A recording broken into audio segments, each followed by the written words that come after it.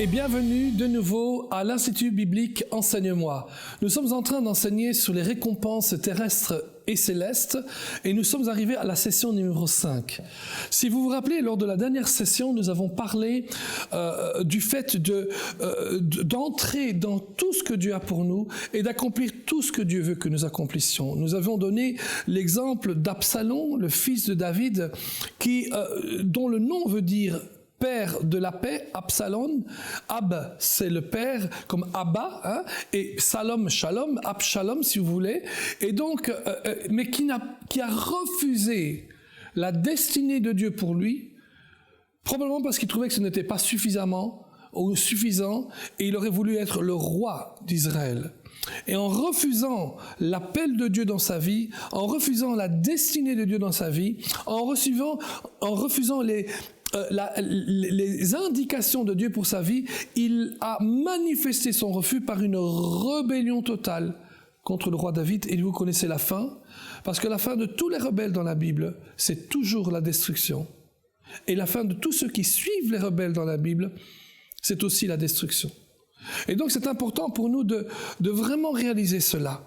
Je vous ai donné cet exemple de ce louangeur, ce dirigeant de louange qui a fait un travail extraordinaire dans sa nation, probablement le meilleur louangeur de l'histoire chrétienne de sa nation, un homme qui a écrit des chants extraordinaires, mais qui un jour, probablement dû à toute une série de circonstances entre lui et l'église locale dans laquelle il se trouvait, peut-être aussi même avec lui et son pasteur, peut-être qu'il y avait des problèmes d'autorité ou bien des problèmes de soumission qui ne fonctionnaient pas bien. Mais une chose est certaine, c'est que petit à petit, il a refusé son identité de louangeur, de meilleur et plus grand louangeur de la nation, et il a commencé à se rebeller contre son église, se rebeller contre son pasteur, et finalement à sortir de l'église et à être tout seul, mais surtout à dire, moi je ne suis pas seulement un louangeur, je dois être plus grand que ça,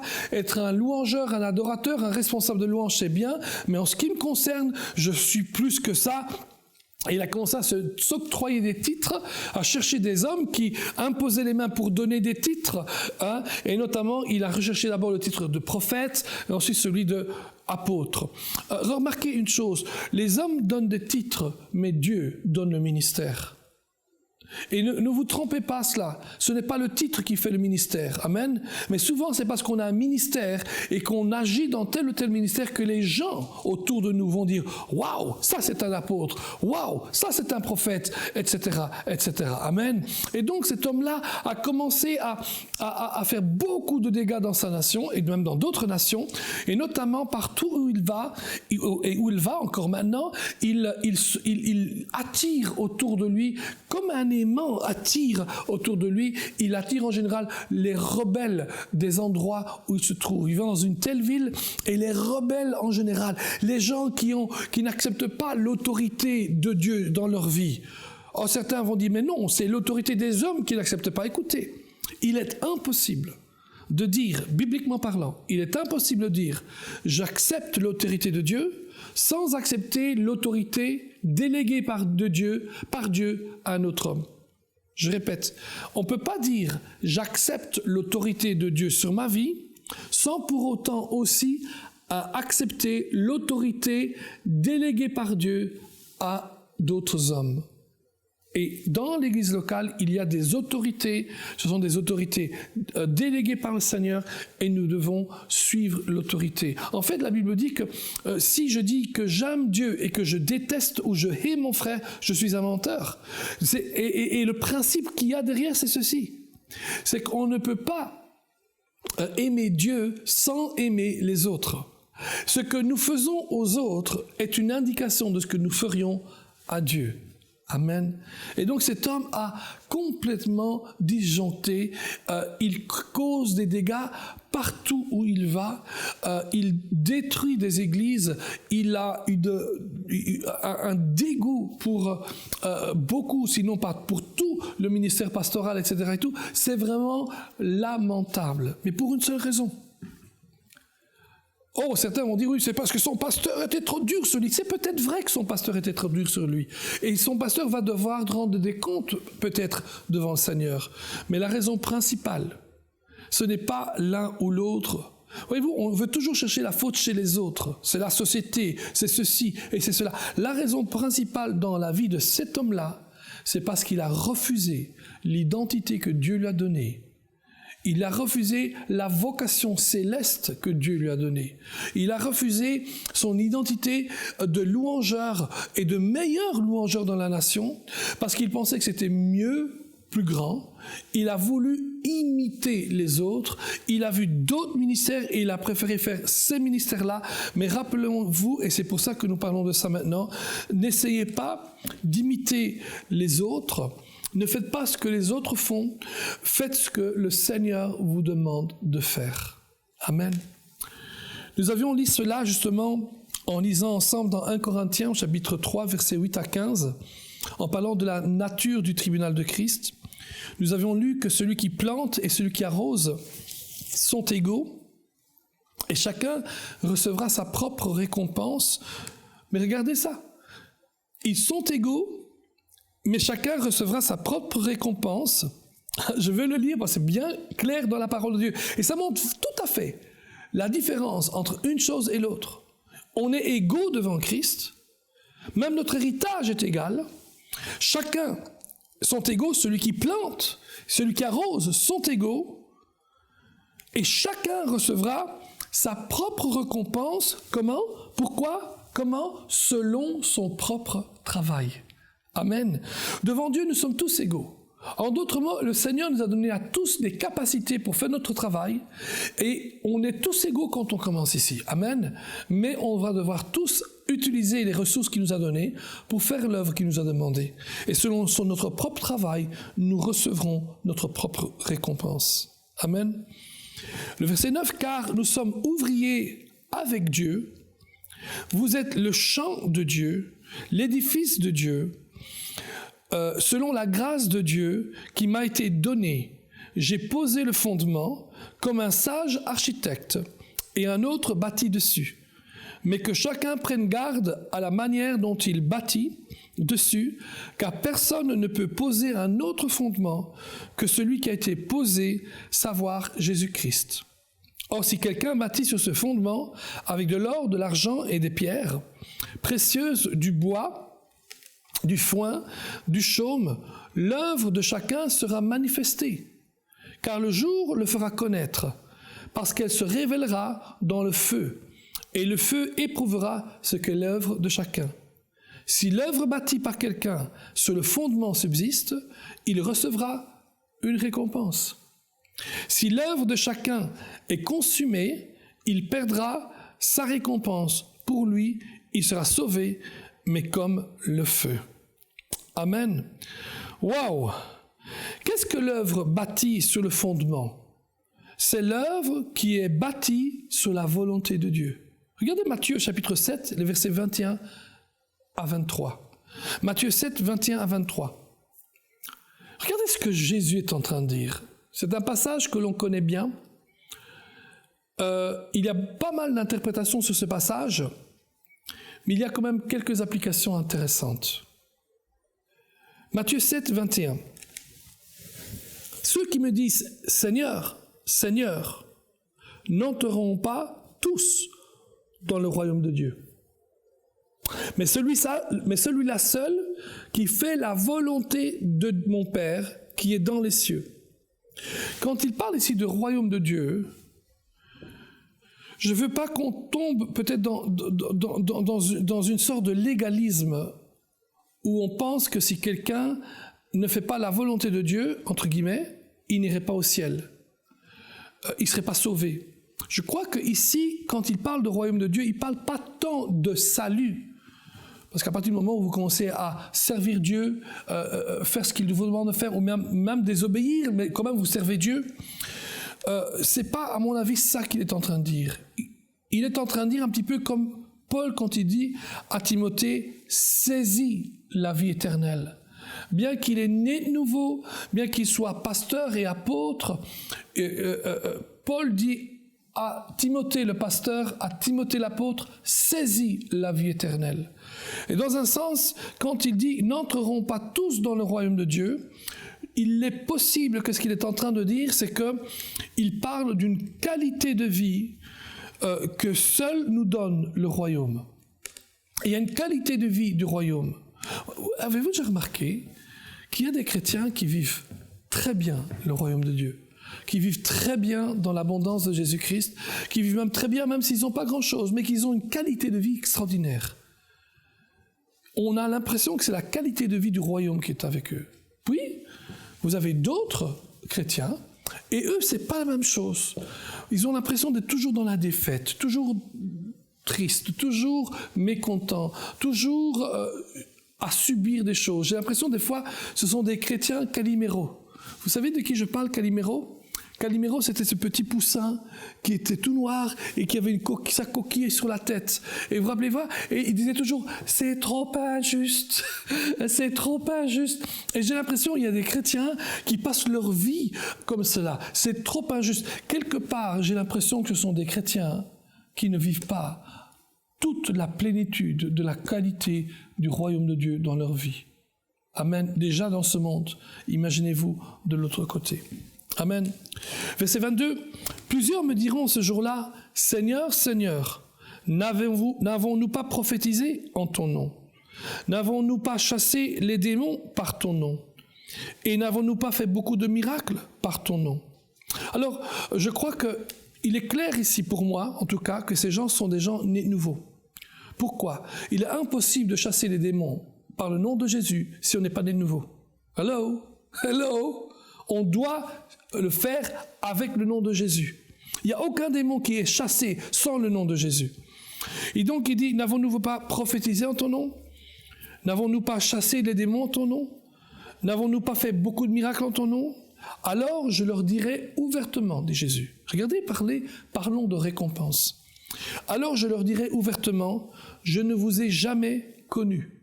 Retirez-vous de moi, vous qui commettez l'iniquité. Et ici, le mot iniquité ici, c'est le fait de ne pas faire la volonté de Dieu.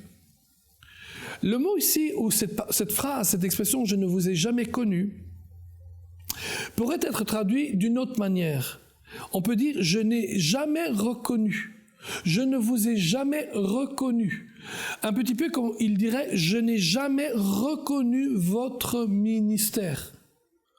Voyez-vous, il y a des gens qui font des choses, peut-être qu'ils sont des choses qui sont très bien et très bonnes en tant que telles. Prophétiser, comme il dit ici, chasser les démons, comme il dit ici. Et dans ce verset, il dit même qu'ils ont fait des miracles. En tant que tels, ce sont des bonnes choses. Amen. Je crois que c'est formidable de voir qu'il y a quelqu'un qui chasse les démons de quelqu'un qui est possédé de démons. C'est merveilleux. C'est merveilleux de voir des gens qui apportent des miracles par la puissance de Dieu. C'est même merveilleux de voir des gens qui encouragent les croyants par des paroles prophétiques. C'est formidable cela. On peut faire des bonnes choses, mais ces bonnes choses qu'on a faites, elles sont bonnes en soi, mais le Seigneur n'est pas content parce que ce n'est pas ce qu'il nous avait demandé. Et le Seigneur dit, je ne vous ai jamais connu. En d'autres mots, je n'ai jamais reconnu le ministère que vous vous êtes octroyé. On voit cela, il y a des personnes, on le sait, qui entrent dans le ministère et vous vous demandez, mais qui c'est qui les a appelés? Amen. Qui c'est qui les a appelés? Quand vous voyez ce qu'ils disent, quand vous voyez ce qu'ils font, quand vous voyez le manque de formation qu'ils ont, quand vous voyez qu'il n'y a pas l'onction, mettez à part encore la formation, mais au moins l'onction de Dieu. Et vous vous rendez compte que certaines personnes font du très bon travail même, mais ce qu'ils font, ce n'est pas ce que Dieu voulait pour eux. Ça peut arriver, ce genre de choses-là. Dans ce cas-ci, Jésus dit, « Je ne vous ai jamais reconnu. Je ne reconnais pas votre ministère. » Ensuite, il continue. « C'est pourquoi, quiconque entend ces paroles, c'est-à-dire la volonté de mon Père, que je dis et les met en pratique. » Amen. Quiconque entend ces paroles et les met en pratique. Voilà ce qui est important pour nous. Waouh! Il y a une chose dont Jésus a parlé beaucoup dans la parole de Dieu. Jésus a parlé beaucoup au sujet de l'argent. Il a parlé plus d'argent, de son utilisation avec bonne ou mauvaise motivation. Il a plus parlé d'argent que toute autre chose dans le Nouveau Testament. Probablement car il sait que là où est ton trésor, là aussi sera ton cœur. Regardez un petit peu la parabole des mines. Elle ressemble beaucoup à la parabole des talents, mais il faut la lire. Ici, la mine, c'est intéressant parce que pour nous, le talent, c'est des talents, c'est des dons qu'on a, c'est des capacités de faire des bonnes choses, mais dans le grec, à l'époque en tout cas, les talents, c'était de l'argent. Ici, les mines, c'est pas des mines comme on va dans une mine en dessous, on va creuser les mines de charbon, les mines de soufre, etc. et tout, ou de zinc, non, c'est aussi de l'argent. Regardez le verset 11. Ils écoutaient ces paroles et ces choses, et Jésus ajoutait une parabole, parce qu'il était près de Jérusalem, et qu'on croyait qu'à l'instant, le royaume de Dieu allait paraître. Il dit donc, un homme de haute naissance s'en alla dans un pays lointain, pour se faire investir de l'autorité royale, et revenir ensuite. Il appela 10 de ses serviteurs, et leur donna 10 mines, et leur dit, faites-les valoir jusqu'à ce que je revienne. Ici, quand il dit « jusqu'à ce que je revienne », on a cette conception eschatologique de nouveau. À savoir, Jésus donne une parabole qui a à voir avec la fin des temps. L'eschatologie, c'est la doctrine de la fin des temps. Quand il dit « jusqu'à ce que je revienne », cela fait penser à la parousie, à l'apparition de Jésus et ensuite plus tard à l'enlèvement. Mais donc, il dit « faites-les valoir jusqu'à ce que je revienne », et ensuite il dit « mais ses concitoyens le haïssaient et lui envoyèrent une ambassade auprès de lui pour dire « Nous ne voulons pas que cet homme règne sur nous. » Lorsqu'il fut de retour, après avoir été investi de l'autorité royale, il fit appeler auprès de lui les serviteurs auxquels il avait donné l'argent, afin de connaître comment chacun l'avait fait valoir. Le premier vint et dit « Seigneur, ta mine a rapporté 10 mines. » Et il lui dit, c'est bien, bon et fidèle serviteur, parce que tu as été fidèle en peu de choses, reçois le gouvernement de 10 villes. Ouh, alléluia. Ouh, j'ai une onction rien que sur moi en lisant ça. Le second vint et dit, Seigneur, ta mine a produit 5 villes. Et il lui répondit, toi aussi, sois établi sur 5 villes. Un autre vint et dit, Seigneur, voici ta mine que j'ai gardée dans un linge, car j'avais peur de toi, parce que tu es un homme sévère. Tu prends ce que tu n'as pas déposé et tu moissonnes ce que tu n'as pas semé. Remarquez une chose, j'avais peur de toi. Ne faites rien dans votre vie qui soit fondé sur la peur. Faites tout, et tout ce que vous faites, que ce soit fondé sur la foi. Amen. Sur le fait que vous croyez que Dieu va vous aider à faire ce que vous devez faire. La peur vous connecte avec le diable et ses œuvres, mais la foi vous connecte avec Dieu et ses œuvres. Verset 22, il lui dit, « Je te juge sur tes paroles, méchant serviteur.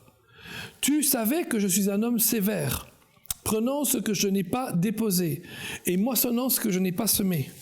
Pourquoi donc n'as-tu pas mis mon argent dans une banque, afin que mon retour je le retirasse avec un intérêt? » Puis il dit à ceux qui étaient là, « ôtez-lui la mine et donnez-la à celui qui a les 10 mines. » Ils lui dirent, « Seigneur, il a 10 mines. » Je vous le dis, on donnera à celui qui a, mais à celui qui n'a pas, on ôtera. Waouh! On donnera à celui qui a, mais à celui qui n'a pas, on ôtera. Remarquez cela. Ça, c'est un langage de mine. Pardon, un langage de récompense.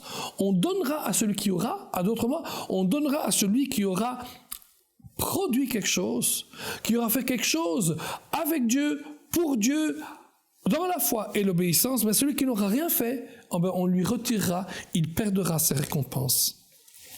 Remarquez quelques observations. Chacun a reçu ses mines, 10 mines. C'est de l'argent.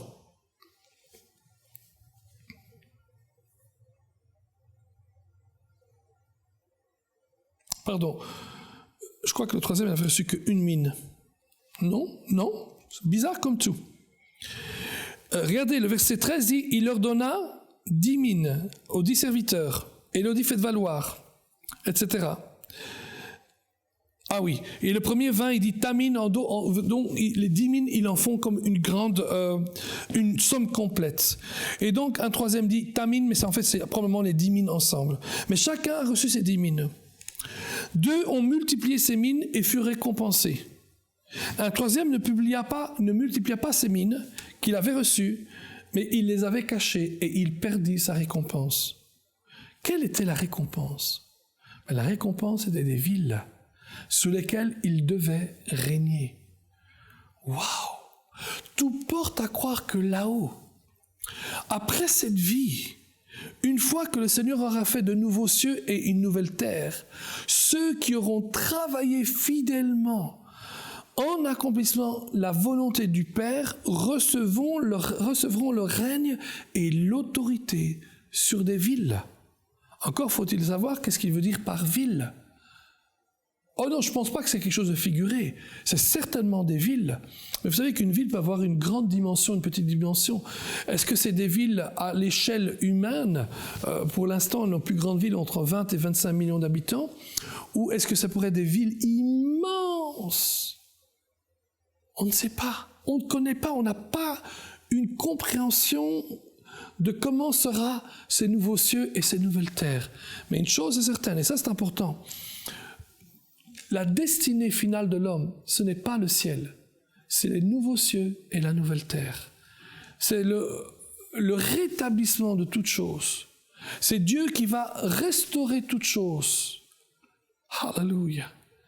Et il dit, ceux qui auront travaillé sur cette terre, fidèlement, dans les bonnes motivations, dans la foi, avec Christ, pour Christ, dans l'obéissance, ces personnes-là, eh bien, vont régner sur des villes.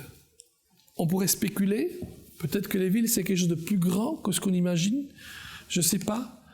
Quand on voit l'immensité de l'univers, je me dis peut-être que tout ce qui est là, maintenant, n'est pas et ne sert pas uniquement à nous montrer comment Dieu est grand, bien que c'est une immense peinture, un immense panorama de la grandeur et de la majesté de notre Dieu, qui est tellement grand. Il y a des milliards et des milliards d'étoiles, des milliards et des milliards de planètes dans tous les systèmes solaires et dans tous les galaxies, etc. et tout. C'est immense et certainement cela nous montre l'immensité de Dieu. Mais est-ce que c'est possible que lorsqu'il créera des nouveaux cieux et une nouvelle terre, il n'y ait pas une combinaison de plusieurs dimensions, la première, la deuxième, la troisième, la quatrième, peut-être plus grande? Je ne sais pas. Mais une chose est certaine, ceux qui servent Dieu régneront sur des villes. Certes, aujourd'hui, beaucoup de chrétiens ne sont pas tellement intéressés à l'avenir. Ils sont uniquement intéressés à ce qui se passe aujourd'hui. Ce qu'ils veulent, c'est manger tous les jours. Ce qu'ils veulent, c'est être rassasiés. La Bible dit que même pour certains d'entre eux, leur ventre est leur Dieu. Quand vous pensez à un chrétien, qu'est-ce qu'il va faire dans 10 ans? Il ne sait même pas ce qui va se passer dans 10 ans. Il compte souvent, aujourd'hui, maintenant. Imaginez-vous, quand on parle de 10, 30, 40 ans, et puis quand on parle de après la mort. Après la mort, il y a une immensité de bénédictions qui nous attend. Le ciel au départ, et ensuite lorsque Dieu aura jugé Satan et jeté dans les temps de feu avec tous ceux qui l'auront suivi, le Seigneur créera de nouveaux cieux et une nouvelle terre. Il y aura un rétablissement des choses, et là, nous régnerons sur des villes. La dimension, je crois, c'est à vous de le voir. Je crois que tout s'obtient par la foi et l'obéissance. Et selon ce que nous aurons fait, ces villes seront plus grandes, seront peut-être plus petites. Amen. Waouh. Alléluia. Ce règne et cette autorité ne seront pas égaux pour chacun. Cela dépendra de ce qu'ils auront fait dans la vie. Amen. Waouh. Revenons un petit peu à la maman de Zébédée. Elle s'approche de Jésus, vous connaissez l'histoire, on en a parlé. Elle s'approche de Jésus avec ses fils et se prosterna. Pour lui faire une demande, ordonne que mes 2 fils, que voici, soient assis dans ton royaume, l'un à ta droite, l'autre à ta gauche. Matthieu 20, verset 21. Remarquez, comme je l'ai déjà fait remarquer, que Jésus ne met pas en question la possibilité que quelqu'un s'assoie ou s'asseye à droite et à la gauche de Jésus. Et cette position peut être déjà encore libre. Regardez comment Jésus répond. Jésus répondit, « Vous ne savez pas ce que vous demandez. Pouvez-vous boire la coupe que je boirai ?» « Nous le pouvons, dirent-ils. Et il leur répondit, « Il est vrai que vous boirez ma coupe, mais pour ce qui est d'être assis à ma droite et à ma gauche, cela ne dépend pas de moi, et ne sera donné qu'à ceux à qui mon Père l'a réservé. » Amen. Dans la lecture de ça, si on pense encore qu'au ciel ou dans les nouvelles cieux et nouvelles terres, nous aurons tous la même position, la même autorité, les mêmes récompenses, les mêmes prix, alors nous pensons faux. Amen. La Bible nous enseigne clairement que notre vie en haut, notre vie dans les lieux célestes, alors quand nous on dit maintenant les lieux célestes, bien sûr, on pense certainement à la finalité, à notre destinée, une destinée humaine et finale qui est les nouveaux cieux et la nouvelle terre. La Bible enseigne clairement que notre vie de l'autre côté, dans ce qui est céleste, dans le monde à venir, dépendra de notre vie sur la terre. Elle dépendra de ce que nous aurons fait sur la terre dans la foi et dans l'obéissance. Elle dépendra de ce que nous aurons fait pour Dieu, avec Dieu, en obéissant à sa volonté. Notre qualité de vie de l'autre côté, le degré, les niveaux de vie de l'autre côté dépendront de cela. De la manière dont nous aurons travaillé avec et pour Dieu. Elle dépendra des motivations avec lesquelles nous avons travaillé pour le Seigneur. Waouh! La Bible dit que même être un gagneur d'âme nous rapporte des récompenses. Mais la Bible dit aussi que nous pouvons perdre nos récompenses. Amen. Certains disent qu'au ciel, nous ne pleurerons jamais, et c'est vrai. Mais une chose est claire aussi, c'est qu'au moins une fois, nous aurons pleuré. Car il est écrit, « Puis je vis un nouveau ciel et une nouvelle terre. » Apocalypse 21, versets 1 à 20. « Car le premier ciel et la première terre avaient disparu. » Waouh! Voyez-vous, il y a de nouveaux cieux et une nouvelle terre. Un nouveau ciel et une nouvelle terre. Et la mer n'était plus. Et je vis descendre du ciel d'auprès de Dieu la ville sainte, la nouvelle Jérusalem, préparée comme une épouse qui s'est parée à son époux. Et j'entendis du trône une forte voix qui disait, « Voici le tabernacle de Dieu avec les hommes. Il habitera avec eux et ils seront son peuple. Et Dieu lui-même sera avec eux. Il essuiera toute larme de leurs yeux. Et la mort ne sera plus, et il n'y aura plus ni deuil, ni cri de douleur, car les premières choses ont disparu. » Amen. Remarquez, quand c'est qu'il va essuyer les larmes de nos yeux? Pas pendant qu'on sera techniquement dans le ciel, c'est-à-dire une fois qu'on est mort, mais il essuiera nos larmes de nos yeux tout à la fin, lorsqu'il y aura une nouvelle terre et un nouveau ciel. Je crois qu'il y a deux raisons qu'on peut dire ça comme ça. C'est vrai que quand on quittera la terre ici, on sera dans la présence du Seigneur, on sera heureux. Amen. Mais il y aura au moins deux raisons pour lesquelles on pourrait encore pleurer. La première, probablement, c'est lorsque nous nous trouvons devant le tribunal de Christ et où nous nous rendons compte, j'aurais pu faire encore tant de choses en plus pour Dieu. J'aurais pu travailler mieux avec Dieu. J'aurais pu utiliser plus ma foi et mon obéissance. Et quand on verra toutes les récompenses qu'on recevra, on pleurera peut-être même de joie. Mais quand on verra les récompenses qui nous sont retirées, peut-être qu'à ce moment-là, on pleurera de tristesse. Et la deuxième raison pour laquelle il est possible pendant tout ce temps, jusqu'au moment où il y a de nouveaux cieux et une nouvelle terre, il pourra nous arriver de pleurer, c'est que tant qu'il n'y a pas de nouveaux cieux et de nouvelles terres, il est possible que nous pleurerons pour ceux et pour celles qui se sont éloignés de Dieu. Nous pleurerons pour tout ce que le mal a fait dans l'univers. C'est aussi possible cela. Mais lorsque Dieu rétablit toutes choses, alléluia, lorsque Dieu rétablit toutes choses, alors il essuiera nos larmes et il n'y aura plus de cris, plus de grincements de dents. Amen. Alléluia. Oui, le Seigneur nous réserve des grandes choses de l'autre côté.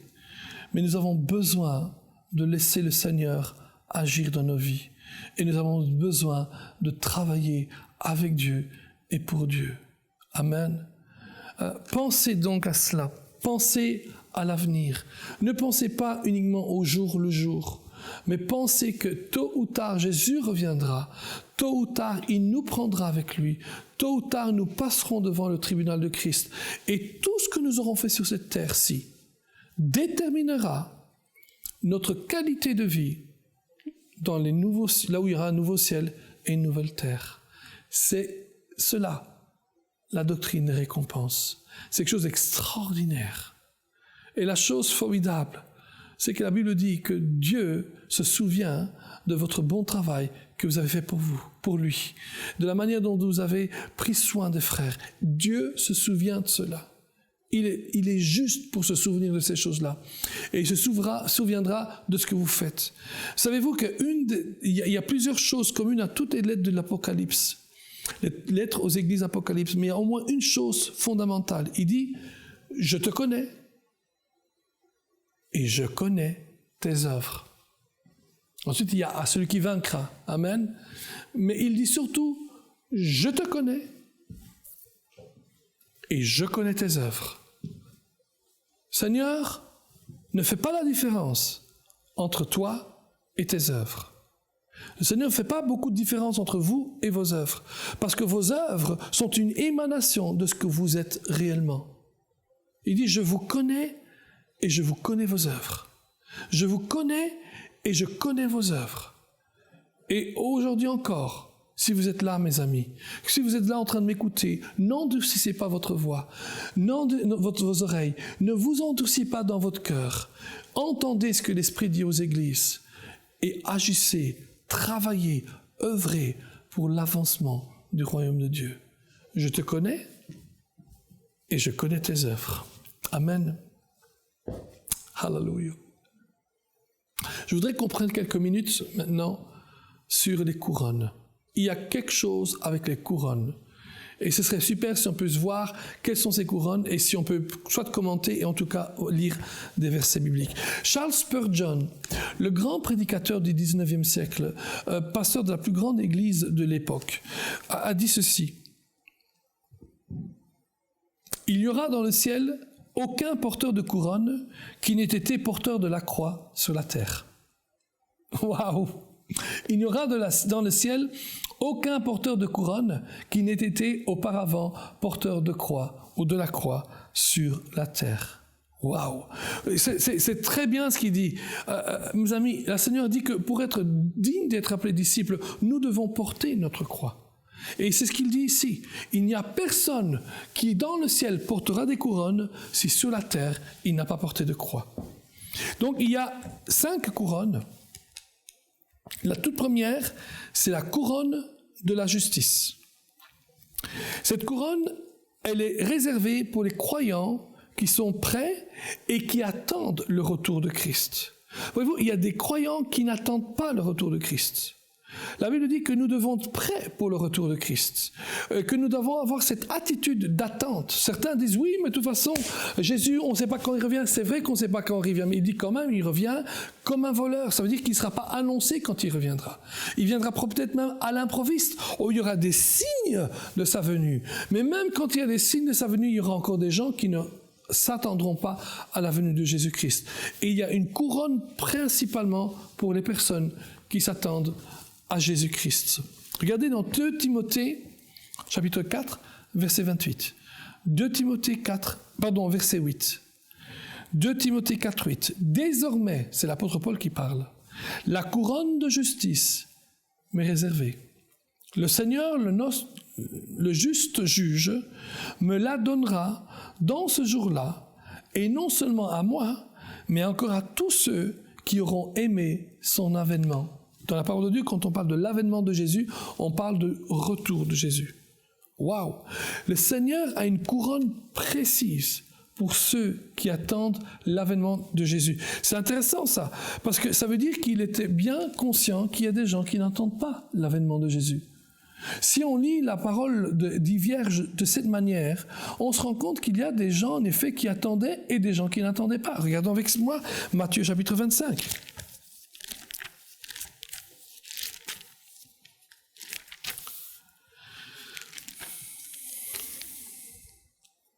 À partir du verset 1, on appelle ça la parabole des 10 vierges.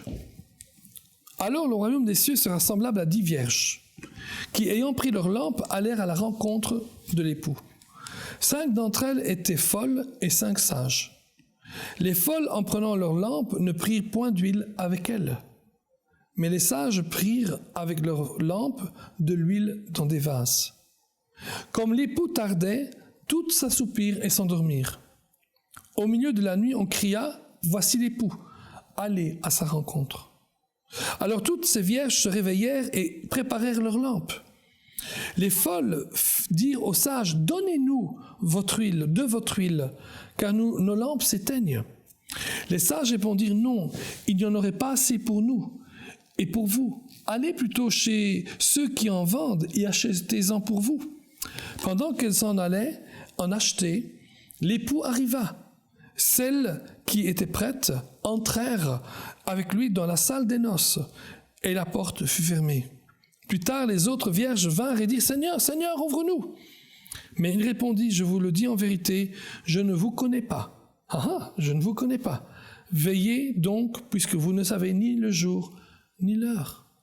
Veillez donc, parce que vous ne savez ni le jour ni l'heure. Voici donc ici une parabole qui explique qu'il y a 10 vierges, 5 sages et 5 insensés. Les 5 sages ont l'huile, elles veillent sur leur huile et tout, et quand l'époux vient, elles sont prêtes, mais les 5 autres ne sont pas prêtes. Il y a une image ici d'être prêt ou de ne pas être prêt pour le retour de Jésus-Christ. Certains disent non, c'est pas possible. Les 5 vierges folles représentent probablement des personnes qui ne sont pas nées de nouveau. Ouais, c'est pas tellement ce qu'il est dit, parce qu'il est dit quand même qu'elles ont de l'huile. Et l'huile probablement représente ici le Saint-Esprit, on ne sait pas exactement. Mais il est peut-être probable que le Seigneur dit il y a des personnes, parce qu'ils ne s'attendaient pas au retour de Christ, ne se sont pas préparés pour le retour de Christ. Et peut-être que par leur style de vie, ne seront pas enlevés avant les tribulations. C'est une possibilité d'interprétation. La Bible montre qu'il y a plus que le fait simplement d'être sauvé qui va nous faire éviter la tribulation et qui va nous donner l'enlèvement. Il faut être prêt, il faut occuper, il faut attendre l'avènement de Jésus-Christ. Ensuite, il y a la couronne incorruptible. La couronne incorruptible, c'est la couronne du vainqueur. Pour ceux qui ont assujetti, mis sous discipline leur corps. 1 Corinthiens 9, versets 25, 26 et 27 dit ceci. « Tous ceux qui combattent s'imposent toute espèce d'abstinence, et ils le font pour obtenir une couronne corruptible. Mais nous le faisons pour obtenir une couronne incorruptible. » Il est en train d'imaginer ici un petit peu les sports peut-être de combat ou bien les sports d'athlétisme. Pour arriver à quelque chose, pour obtenir une couronne, pour obtenir le prix, il s'abstine de beaucoup de choses. De toute espèce de choses. Mais nous nous battons pour une couronne incorruptible. Eux, c'est une couronne corruptible, mais nous, c'est une couronne incorruptible. Mais donc, je cours non pas comme à l'aventure. Je frappe, non pas comme battant l'air, mais je traite durement mon corps et je le tiens assujetti, de peur d'être moi-même rejeté après avoir prêché aux autres. Paul dit, je prêche aux autres. Je suis un homme qui aime prêcher et qui doit porter la bonne nouvelle. Mais je fais attention à moi-même aussi. Et je fais tout, je m'efforce pour être toujours prêt. Amen. Ensuite, il y a la couronne de la vie. Telle est la couronne de martyr pour ceux qui étaient fidèles jusqu'à la mort et qui seront restés fidèles face aux épreuves. Amen. Il y a des martyrs qui donnent leur vie jusqu'à mourir pour Jésus-Christ. Regardez Apocalypse 12.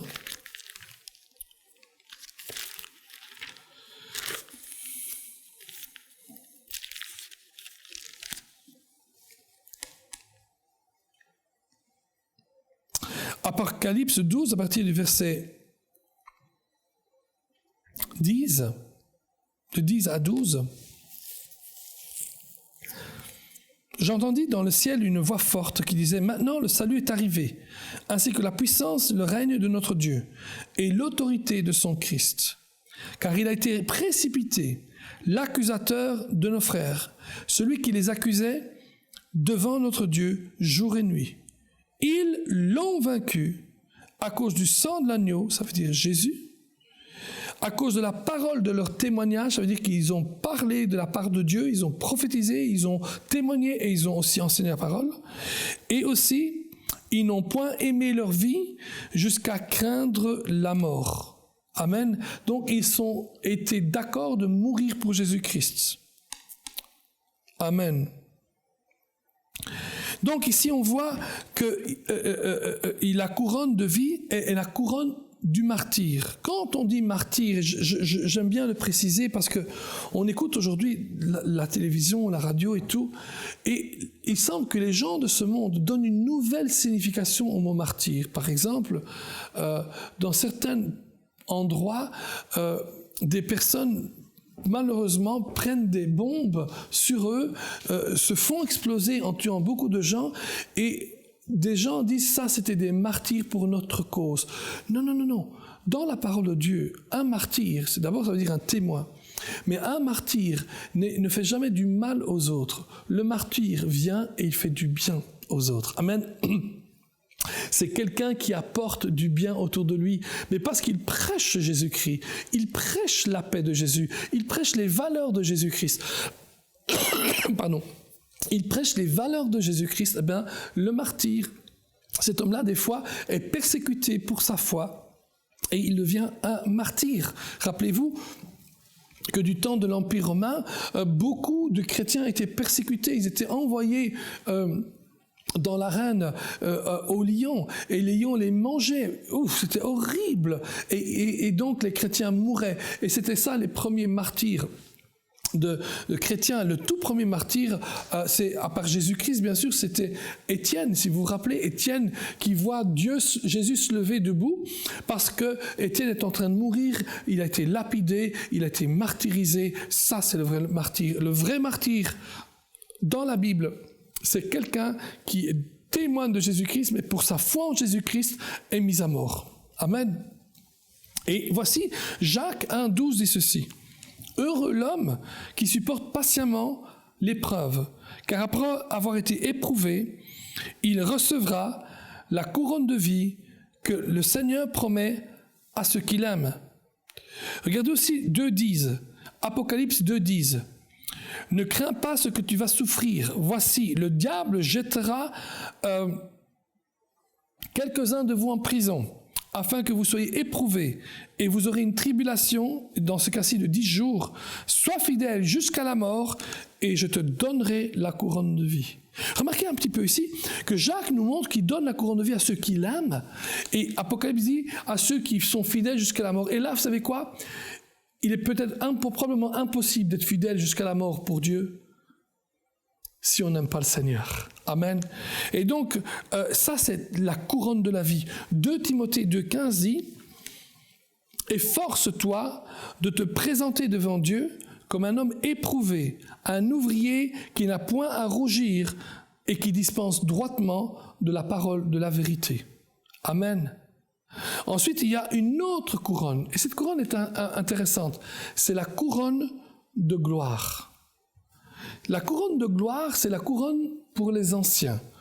Cette couronne est pour les bergers, les pasteurs, mais peut-être qu'elle s'étend aussi sur les leaders, les anciens, les enseignants, les ministres de l'Évangile, qui ont été des exemples pieux aux troupeaux de croyants qui leur ont été confiés et à qui ils ont administré leurs soins. Regardez 1 Pierre chapitre 5 verset 2. Il dit « Paissez le troupeau de Dieu ». Le mot « paître » ici, c'est le travail du berger, n'est-ce pas? Donc on peut vraiment croire qu'il est en train de parler à des gens qui sont des pasteurs, et peut-être que la récompense qui vient est soit une récompense spécialement pour le pasteur. Bon, soit, il dit « Paissez le troupeau de Dieu qui est sous votre garde ». Vous voyez, le mot « garde », ça fait de nouveau l'intention, l'idée du pasteur. Non par contrainte, mais volontairement, selon Dieu, non pour un gain sordide, mais avec dévouement, non comme dominant sur ceux qui vous sont échus en partage, mais en étant les modèles du troupeau. Et lorsque le souverain le souverain pasteur paraîtra, vous obtiendrez la couronne incorruptible de la gloire. Wouh! Alléluia! La couronne incorruptible de la gloire. Amen. Ensuite, il y a une autre couronne, et celle-là, on la voit avec le gagneur d'âme. C'est la couronne du gagneur d'âme. Pour le croyant aussi qui a obéi au grand mandat de Dieu d'aller dans les nations et de faire des disciples. Avant de donner son nom, je veux qu'on lit les deux passages. 1 Thessaloniciens 2,19, qui est en effet notre espérance et notre joie ou notre couronne de gloire. N'est-ce pas vous aussi devant notre Seigneur Jésus lors de son avènement? Daniel 12,3, ceux qui auront été intelligents brilleront comme la splendeur du ciel, et ceux qui auront enseigné la justice à la multitude brilleront comme des étoiles à toujours et à perpétuité. Cette couronne s'appelle aussi la couronne de gloire, et selon la traduction, elle peut avoir un autre nom. C'est pas la même couronne de gloire que le numéro 4, c'est autre chose, c'est une autre dimension de la gloire de Dieu dans nos vies. Amen. Wow, alléluia. Il y a tellement de choses qu'on pourrait dire et nous allons continuer dans l'heure qui suit. Mais laissez-moi avoir quelques minutes encore, quelques faits concernant les couronnes. 7 faits sur les 5 couronnes et récompenses.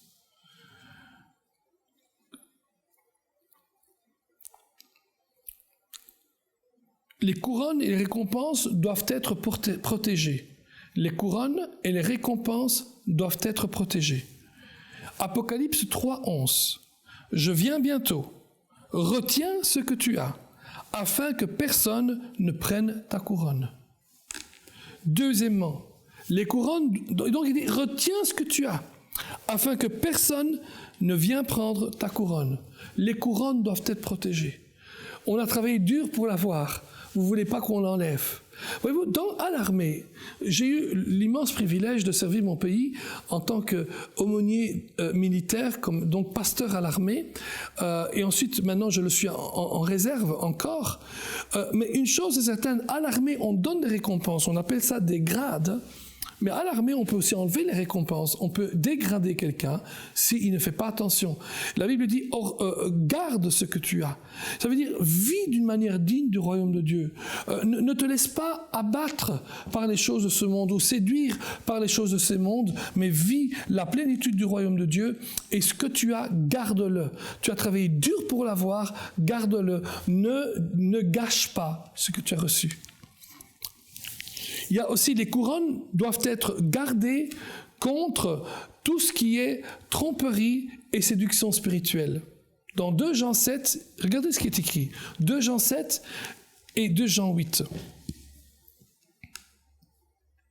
Car plusieurs séducteurs sont entrés dans le monde qui ne confessent point que Jésus-Christ est venu en chair. Celui qui est tel, c'est le séducteur, l'Antichrist. Prenez garde à vous-même, afin que vous ne perdiez pas le fruit de votre travail, mais que vous receviez une pleine récompense. Amen. Waouh! Ne perdez pas le fruit de votre travail, mais recevez une pleine récompense. Il y aura des séducteurs, il y aura des gens qui viennent tromper. La séduction et la tromperie est une des armes principales de Satan. Je me souviens bien de la chanson de ce chanteur qui à ce moment-là avait chanté plusieurs albums vraiment à fond engagés pour Christ, Et il disait, savez, j'ai appris que Satan vient comme un homme de paix. Satan connaît les chansons que vous aimez. Il sait comment vous aimez être embrassé.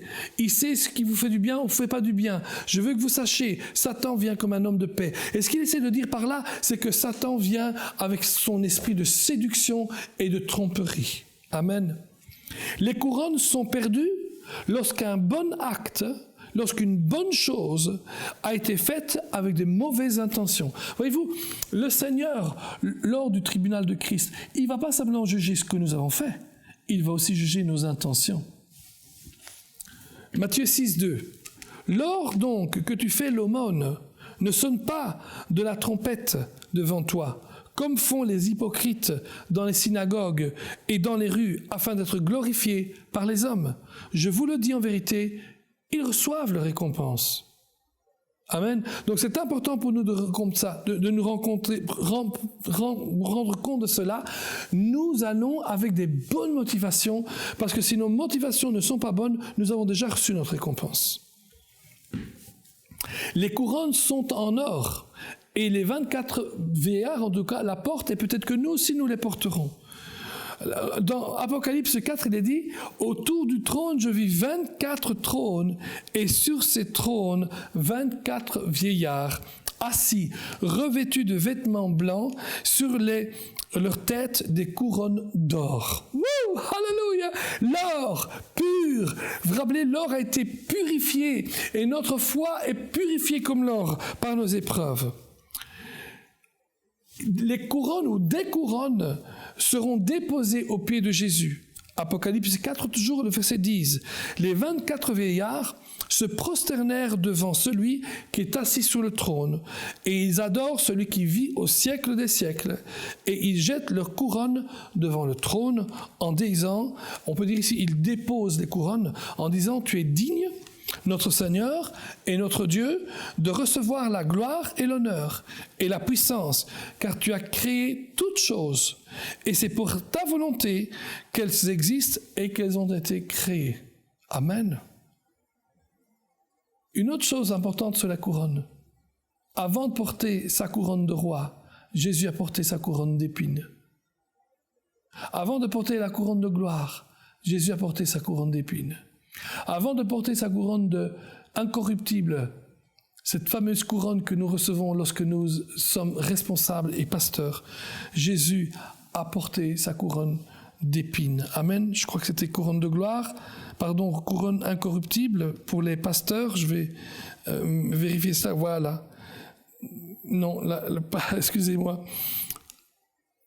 La couronne de gloire. Avant de porter la couronne de gloire, cette couronne que l'on donne aux bons pasteurs, à ceux qui ont servi le Seigneur et qui ont conduit le troupeau, Jésus avait d'abord porté une couronne d'épines. Matthieu 27, 29 dit « Ils tressèrent une couronne d'épines qu'ils posèrent sur sa tête et ils lui mirent un roseau dans la main droite, puis s'agenouillant devant lui, il le raillait en disant « Salut, roi des Juifs ». Jésus portera de nombreuses couronnes quand il reviendra. Apocalypse 19, 11 dit « Puis je vis le ciel ouvert, et voici, parut un cheval blanc. Celui qui le montait s'appelait Fidèle et Véritable, et il juge et combat avec justice. Ses yeux étaient comme une flamme de feu. Sur sa tête étaient plusieurs diadèmes. Diadèmes, c'est des couronnes. Il avait un nom écrit que personne ne connaît si ce n'est lui-même. Il était revêtu d'un vêtement teint de sang. Son nom est la parole de Dieu. Les armées qui sont dans le ciel le suivaient sur des chevaux blancs, revêtus d'un fin lin blanc pur. De sa bouche sortait une épée aiguë pour frapper les nations. Et il paraîtra avec une verge de fer, et il foulera la cuve de vin de l'ardente colère de Dieu Tout-Puissant. Waouh! Alléluia, alléluia. Et il avait sur son vêtement et sur sa cuisse un nom écrit, Roi des rois et Seigneur des seigneurs.